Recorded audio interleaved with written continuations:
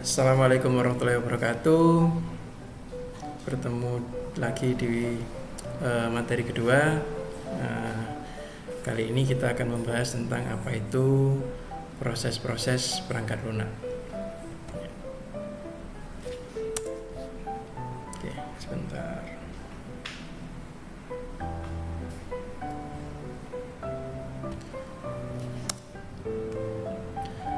Yang dimaksud dengan proses perangkat lunak adalah sesuai dengan kamus, merupakan sekumpulan aktivitas yang saling berkaitan di dalam sebuah produksi perangkat lunak. Aktivitas-aktivitas ini berbentuk pengembangan perangkat lunak, memodifikasi sistem yang ada, atau menggabungkan beberapa komponen. Jadi apapun yang terjadi dalam baik itu pengembangan maupun evaluasi perangkat lunak bisa disebut sebagai proses perangkat lunak. Baik itu pengembangan baru atau memodifikasi dari sistem yang sudah ada, atau menggabungkan komponen-komponen atau dari beberapa perangkat lunak satu dengan perangkat lunak yang lain disebut dengan proses perangkat lunak. Setiap proses memiliki beberapa kriteria. Yang pertama pasti ada produknya. Ya, jadi setiap proses itu ada produknya. Proses A, produknya dokumen apa? Biasanya produknya berupa dokumen. Sedangkan ada juga peranan atau roles, yaitu orang siapa saja yang terlibat dalam setiap proses tersebut, gitu ya. Ada misalnya ada manajer proyek, ada programmer, ada tester, ada sistem analis, ada yang lain-lain juga. Kemudian ini yang terpenting adalah ada precondition dan postcondition, di mana keberhasilan dari proses perangkat lunak tersebut akan diukur dari gap yang ada, gap antara precondition sebelum dilakukan proses tersebut dan kondisi setelah dilaksanakan proses perangkat lunak tersebut. Ya.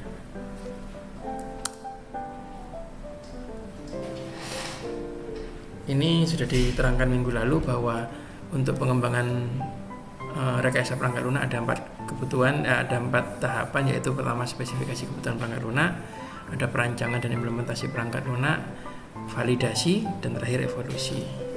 Nah, setiap langkah ini ada sub proses atau sub aktivitas lainnya.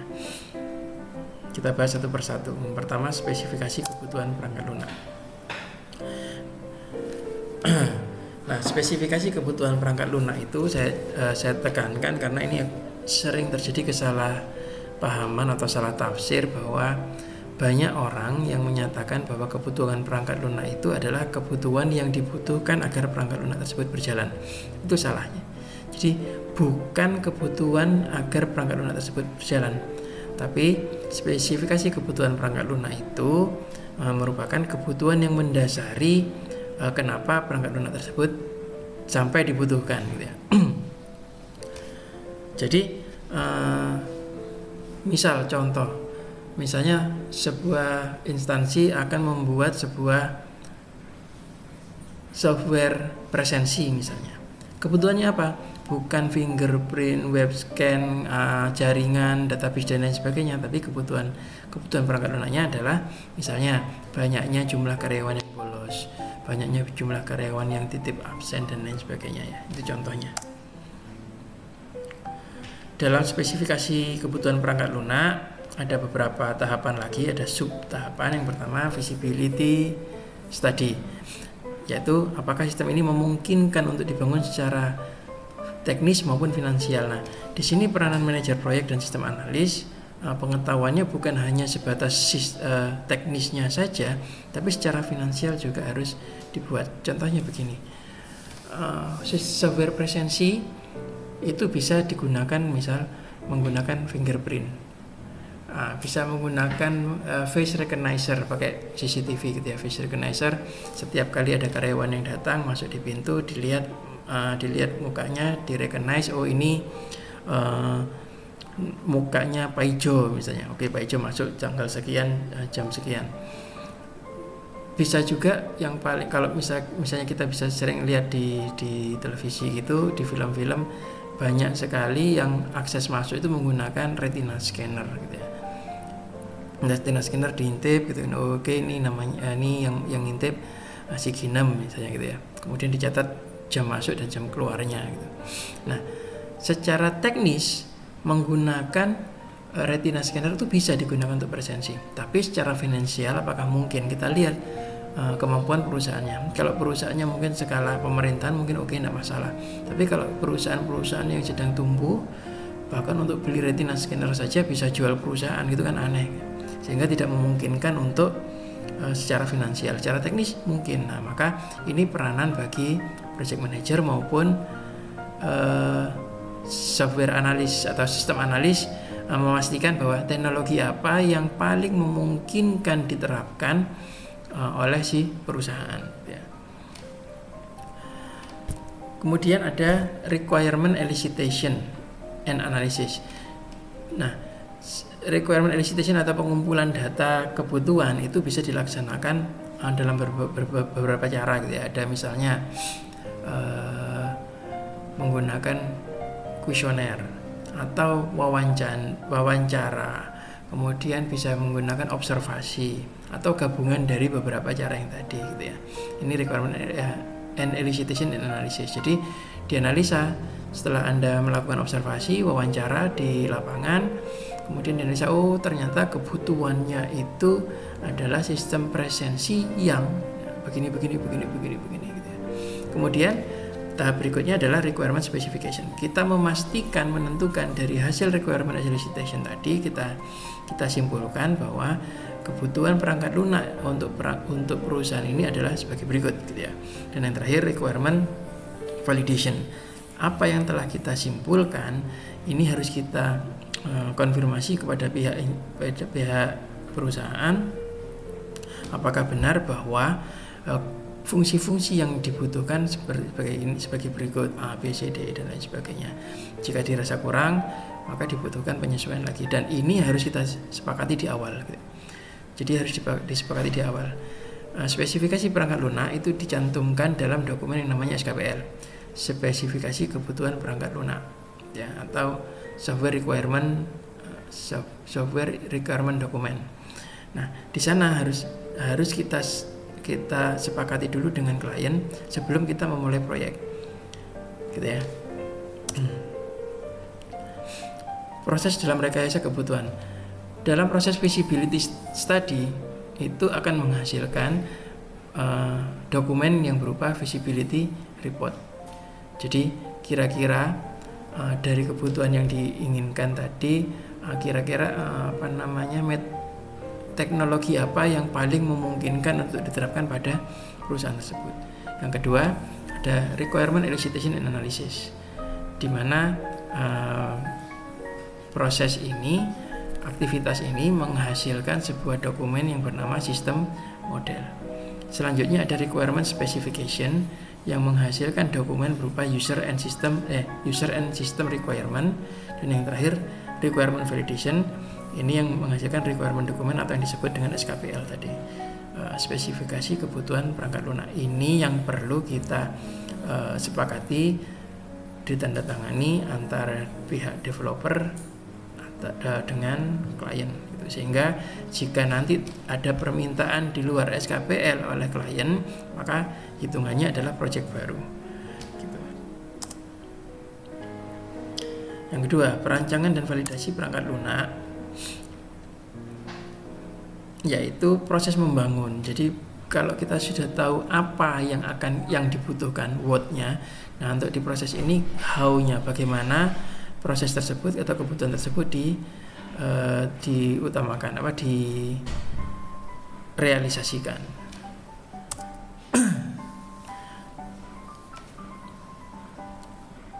Sebuah proses yang mewujudkan spesifikasi perangkat lunak menjadi sistem yang berjalan ya. Jadi ini dibuat mulai spesifikasi perangkat lunak, kemudian di-generate, di-develop menjadi sistem yang berjalan. Sedangkan perancangan perangkat lunak yaitu merancang struktur perangkat lunak yang merupakan realisasi dari spesifikasi perangkat lunak. Jadi pada saat spesifikasi perangkat lunak sudah jadi di langkah pertama tadi, maka spesifikasi ini dimodelkan bagaimana caranya untuk menjawab kebutuhan perangkat lunak yang sudah disusun di awal melalui proses perancangan perangkat lunak. Setelah perancangan perangkat lunak sudah dibuat, ini kalau misalnya perjalanan gitu, ini adalah petanya gitu ya. Petanya sudah jadi, maka tinggal berangkat. implementasi perangkat lunak, pembuatan perangkat lunaknya, di mana tugasnya adalah menerjemahkan struktur perangkat lunak menjadi sistem yang berjalan. Aktivitas perancangan ada beberapa sub perancangan, sub kegiatan atau sub event gitu ya. Yang pertama adalah desain arsitektur. Desain arsitektur ini mengidentifikasi struktur sistem secara keseluruhan, komponen-komponen sistemnya apa gitu ya, kemudian relasi antar komponennya apa. Jadi misalnya kalau misalnya ada software sistem informasi perkantoran gitu, antara komponen presensi dengan komponen penggajian itu hubungannya seperti apa. Kemudian ada komponen SDM, itu hubungannya apa gitu ya. Kemudian ada desain interface design atau desain antarmuka, yaitu mendefinisikan antarmuka komponen-komponen dalam sistem. Jadi desain interface ini merupakan komunikasi antara komputer, layar komputer dengan user. Bagaimana user bisa menangkap kebutuhan komputer, ini tugasnya desain interface gitu ya. Yang berikutnya adalah desain komponen atau komponen desain, yaitu merancang bagaimana tiap komponen bekerja. Dari sistem desain arsitektur tadi, komponen-komponennya sudah ketahuan, kemudian hubungannya bagaimana, terus tampilannya sudah tahu, yang terakhir dirancang bagaimana setiap komponen ini bekerja. Dan yang terakhir adalah desain database. Ini adalah yang terpenting, pondasinya, yaitu merancang struktur basis data yang sesuai dengan kebutuhan sistem. Proses perancangan dibagi menjadi 3. Pertama adalah desain input, ini desain aktivitas, dan desain output. Desain input sendiri, inputan, masukan itu bisa berupa platform information. Kita mau bikin aplikasinya ini berplatform apa?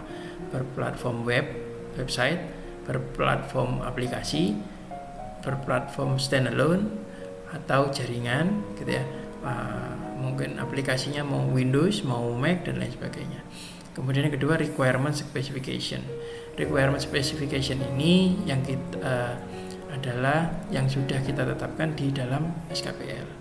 Kemudian yang terakhir untuk desain input ada data description, penjelasan dari setiap data yang akan digunakan oleh sistem.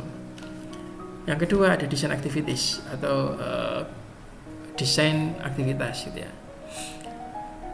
Ada architectural design yang tadi sudah dijelaskan bahwa architectural design ini mendesain bagaimana apa dan komponen apa saja yang terlibat dan apa hubungan antar komponen tersebut.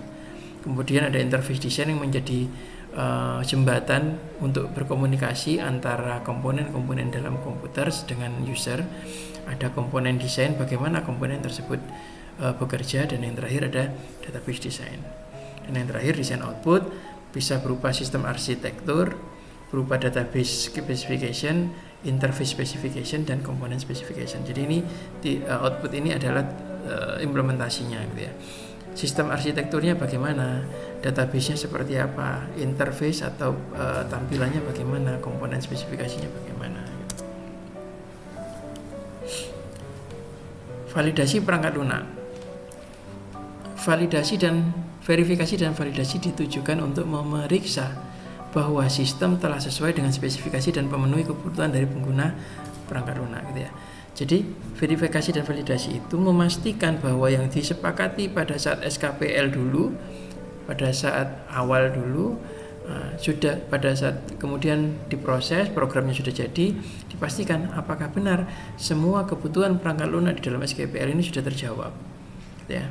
Nah, bagaimana cara menjawabnya? Bisa menggunakan uji coba. Tahapan uji coba yang pertama, ada komponen testing. Dites komponen-komponennya. Setiap komponen diuji satu persatu terpisah gitu. Komponen misalnya kalau di dalam point of sales atau software untuk kasir gitu ya. Komponen-komponennya diuji. Pertama komponen pengadaan barang dulu. Dicoba nginput barang, ngapus barang, mengupdate barang. Kemudian ada proses penjualan, ada proses pembayaran dan lain sebagainya. Komponen penjualan ya ada proses pembayaran, kemudian proses perhitungan dan lain sebagainya. Kemudian ada komponen misalnya eh, member gitu ya, ada pendaftaran member dan lain sebagainya. Kemudian ada uji coba sistem atau sistem testing, yaitu menguji coba sistem secara keseluruhan, dari yang awalnya diuji hanya komponen per komponen, bahwa komponen pengadaan barang sendiri, pembayaran penjualan sendiri, member sendiri. Terus melalui sistem testing ini mulai dicoba, kalau misalnya ada transaksi yang belum ada pengadaan barangnya bagaimana, kalau misalnya ada transaksi yang barangnya habis bagaimana, kalau ada barang habis pengadaan barangnya seperti apa, dan lain sebagainya. Dan yang terakhir, accepted testing itu mengukur bagaimana tingkat penerimaan user terhadap software yang sudah dibuat.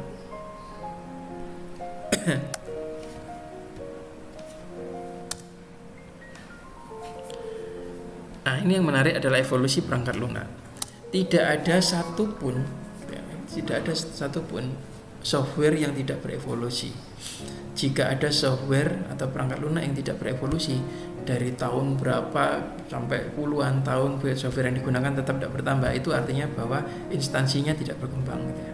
Kalau instansinya berkembang, cirinya apa? Kebutuhannya bertambah. Nah, kalau kebutuhannya bertambah, maka yang harus dijawab, masalah yang harus dipenuhi oleh sistem harus juga ikut bertambah. Softwarenya berevolusi gitu ya. Jadi perangkat lunak bisa berubah dan fleksibel. Perangkat lunak harus dapat berubah sesuai dengan perubahan kebutuhan, disesuaikan dengan perubahan situasi bisnis. Contoh nih, misal software untuk Indomaret yang terjadi itu bagaimana kurang lengkap apa software yang dilakukan yang ada di Indomaret sekarang, bahwa misalnya saat ini terjadi penjualan sebuah tusuk gigi di Indomaret depan umum gitu ya. Maka di pusat Indomaret Pusat Jakarta langsung bisa mengetahui secara real time bahwa telah terjadi penjualan sebuah tusuk gigi di Indomaret depan umum ya. Secepat itu. Maka kalau misalnya Anda diminta oleh manajer Indomaret untuk menjadi project manager pengembangan perangkat lunak mereka, terus jangan dijawab, wah sudah keren Pak gitu ya. Nanti kalau pas diubah-ubah lagi tambah error gitu ya. Jadi kalau kita tidak bisa mencari kesalahan, kelemahan atau kekurangan dari sebuah software, maka yang bisa kita lakukan adalah kita bisa mencari peluang-peluang yang bisa dilakukan oleh software tersebut. Contoh untuk Indomaret tadi, misal kalau sekarang bahwa belanja itu ada uang ada barang, bahwa setiap pembelian hanya dilakukan pada saat dananya mencukupi gitu ya. Siapa tahu nanti Indomaret bisa menjual secara kredit. Contoh apa? Misal Indomaret mulai menjual sepeda motor, sedangkan penjualan sepeda motor itu jauh lebih menguntungkan dijual kredit daripada cash, sehingga banyak gerai motor yang sekarang bahkan tidak menerima pembelian cash walaupun orangnya yang beli kaya gitu ya. Nah, itu merupakan salah satu peluang.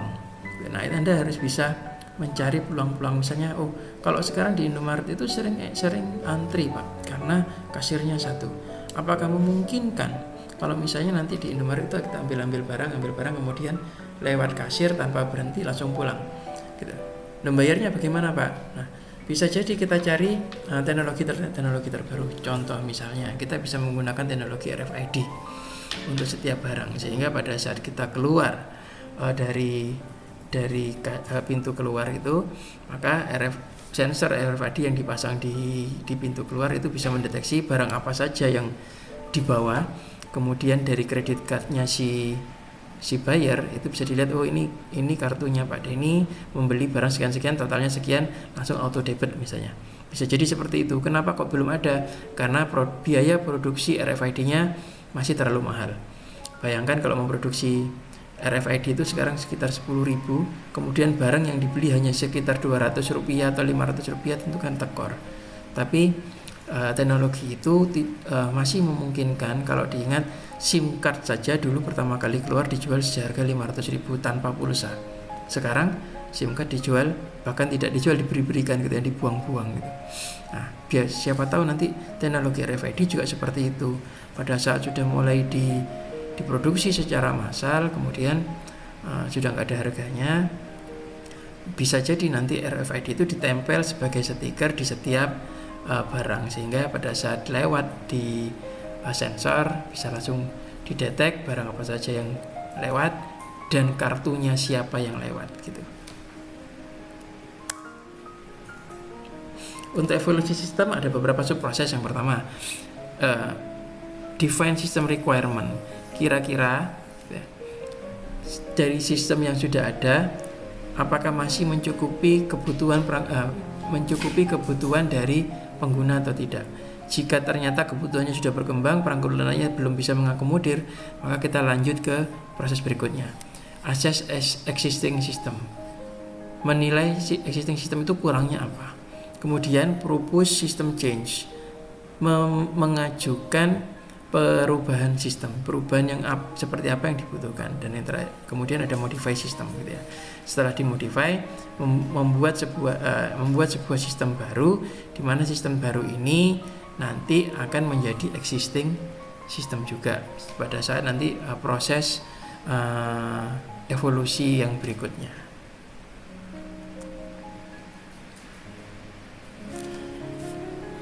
Plan driven dan agile process. Ini untuk pengembangan, untuk evolusi ya. Jadi bagaimana evolusi perangkat lunak itu bekerja. Yang pertama ada plan driven. Plan driven itu pengembangannya sudah direncanakan di awal. Kemajuannya dihitung berdasarkan perencanaan tersebut. Contoh misalnya bahwa sebuah perusahaan membuat suatu software nanti akan dianalisa per tahun. Tahun depan dianalisa, sekarang sudah kurang butuh fitur untuk apa gitu ya, maka setiap tahun akan direview gitu. Ini yang namanya plan driven. Tapi ada juga yang agile. Agile ini perencanaannya atau pengembangannya dilakukan pada saat sistem tersebut berjalan tanpa si user menyadari. Contoh yang paling gampang adalah software yang game misalnya ya. Kalau Anda main game di Android yang online, mungkin Anda sudah berhasil menamatkan sebuah game. Kemudian Anda lama nggak pakai, nggak manggil gitu ya.